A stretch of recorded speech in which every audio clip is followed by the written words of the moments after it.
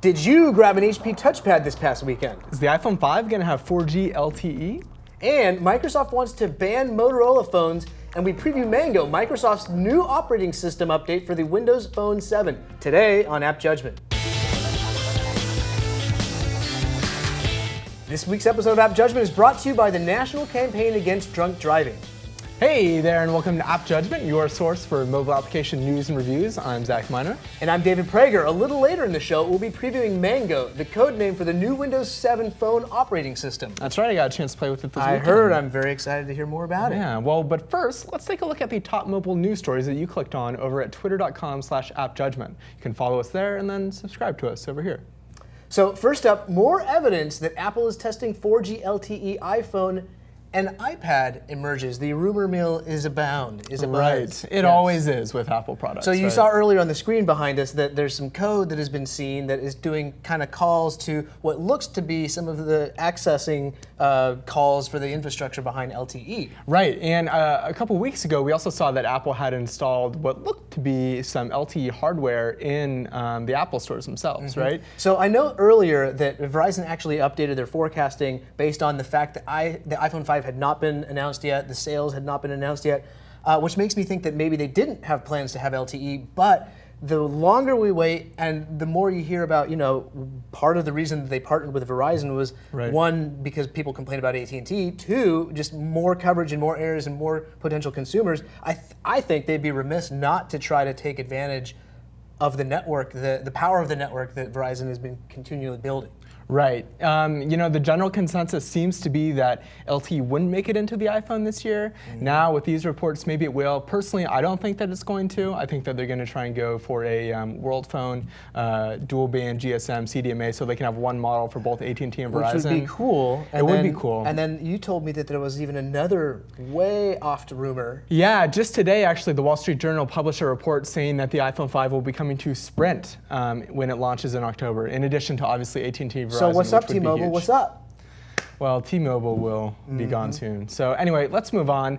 Next up, the $99.99 touchpad phenomenon in your words. This is my next publisher report asking people about the $99 touchpad.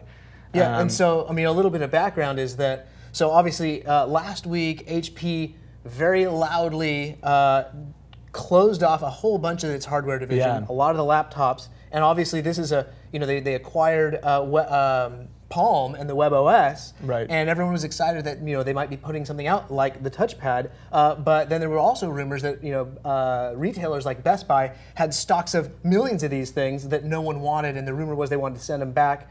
Maybe as part reaction to that, or maybe some other reason. They're like, look, we're going to drop the price point, not provide support for the product.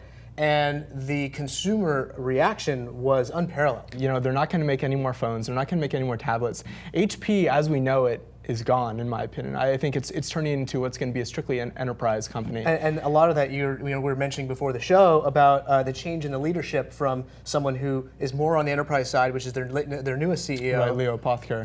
And then I almost feel like saying the late, he's still around, but there was the Mark whole Hurd. sex controversy with Hurt, and so the whole dynamic of what is arguably the most revenue forward tech company in the planet, I believe. Yeah, the world's biggest PC manufacturer. So anyway, the big takeaway was that touchpads dropped from $399 and $499 to $99 and I think $150, different prices depending on where you look.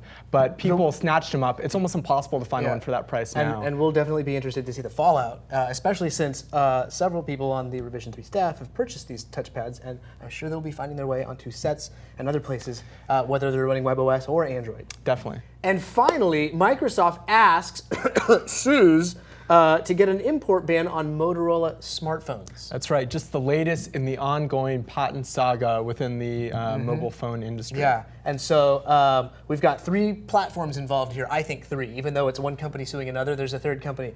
We've got iOS, we've got Android, and we've got Windows Phone Mobile. Well, Windows Phone Mobile 7. Phone 7. Yeah. And so I think already you've got a lot of power with Apple's where Apple is in the iOS market. So they're like, hey, why don't you guys sue them? Because we're both anti-Android. If Android goes down, we both benefit, even though iOS and Windows definitely want to have one of them merge on top. So then right now it's Microsoft using their patent war chest and going after Google. Right. And this whole thing is a patent game.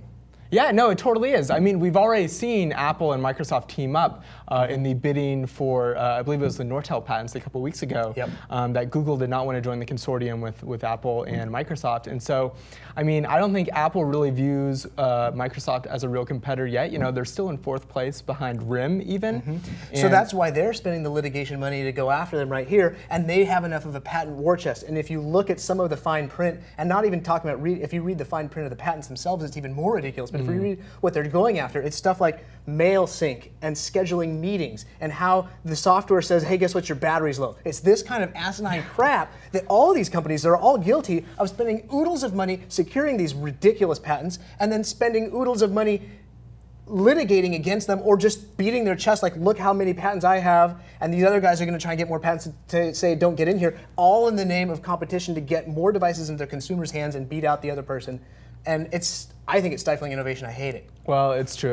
The winter is definitely coming within the patent landscape. The end of days is certainly near. I think that this is especially interesting considering that Google purchased Motorola last week. That was the huge story of last week until HP killed off WebOS. A good part of the reason they did it is for the patents. And so if those patents can't hold up against Microsoft, then boy, how does that change, Google's valuing of Motorola? There'll be a settlement in there somewhere. Money will change hands, and we'll continue on. Hopefully, continue on down a path for innovation that helps us, the consumers, have a better phone experience. Cross-licensing and cross-licensing. Yep. We'll see how that plays out.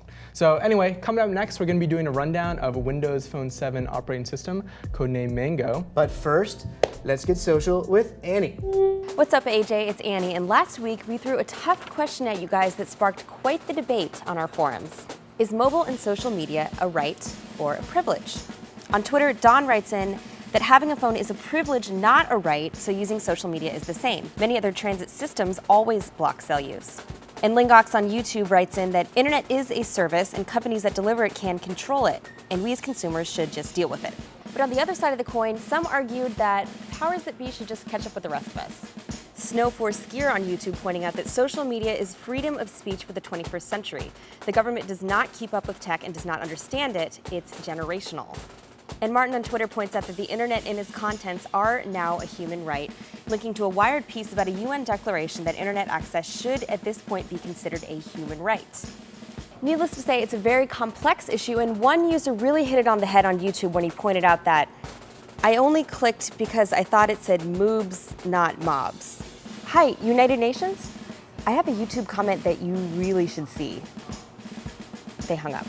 And if you still want to get in on the conversation, please do so on Facebook below in the YouTube comments, or get in touch on Twitter at AppJudgment or my Twitter at Annie Gauss. And be sure to tune in Thursday for our new segment, Moob Talk. Really, Mao? I quit. Hey AJ Army, just wanted to let you know that the police will be out in force nationwide from August 19th to September 5th in a nationwide effort to crack down on impaired driving. Don't be an idiot, people. Drive sober or get pulled over. You want to know a crazy stat? Each year, nearly 12,000 people die on our roads due to impaired driving. That would be equal to about 30 jumbo jets crashing each year. Record numbers of state and local law enforcement and highway safety officials across the nation will be taking part, and they will be looking for drunk drivers day and night. So do yourself a favor, drive sober or get pulled over. If you've been keeping up with our mini reviews called Snaps here on Revision 3 and on YouTube, here are the judgments for the past few reviews. First, Mao took a look at the recently updated Field Runners for Android, a classic tower defense game which we've been addicted to for a while now, and he says still download. That's right, and Chris Jennings took a look at the Dolphin browser for Pad. Yes, that's the real name, Dolphin browser for Pad, on Android Honeycomb devices, a snappy and feature-rich browser, and he says download. And finally, Mao back for an encore on today's episode. He took a look at the Photo Vine for iOS, owned by Google, which is a photo sharing app that encourages photo verticals with its thematic vines. And he says download. That's right. And this brings us to our preview of Mango, which is the latest update on the mobile operating system from Microsoft. That's right. We got a developer build of Mango, or what's probably going to be called Windows Phone 7.5, running on a Samsung Focus. We've been playing with it for the last couple of days. This is the first big update to Windows Phone 7 since it launched last fall, I believe, in November. And Microsoft says it has over 500 features. A lot of these are on the back end. Like with any update, a lot of stuff is new APIs for developers, new stuff going on behind the scene. But just playing with it for really the first time since it launched, there's a lot of cool things that have changed. And it's really become a formidable competitor to iOS and Android. Kind of the first big feature is multitasking. In order to enable it, you can hold the back button, and it presents you with kind of a WebOS card view that allows you to switch between applications. For now, this only worked on the built-in applications, because obviously app developers haven't enabled this yet. But it's quick, and it looks good, and it works. So And I'm having only used it on the side, I'm kind of a big fan of the UI. The Metro UI. Yeah, and the speed, like when you want it to do something, it goes. When you open applications, it runs. And then of course, I find it ironic in a way that always with a new revision, you've got multitasking, threaded email, but they're going along the path of really creating something that's pretty usable and pretty cool. And I'm hoping that they continue on down this path. Yeah, definitely. I mean, I think that when they launched back in the fall, they were just like, we got to get something out there. We're behind Google, we're behind Apple. We need to get something on the market. And it was, it was a pretty good launch. I mean, certainly better than I think when Android first launched with the G1. But there was certainly a lot of stuff missing, just like there was in the iPhone for years, copy and paste and multitasking and all that stuff. And threaded messaging, like you were saying, threading messaging is finally in there. It's an essential productivity tool, and it looks and works great. There's also turn-by-turn navigation, Bing Maps, so you can have a voice that directs you where you're going. The camera app has a lot of improvements. You can now save settings within the camera.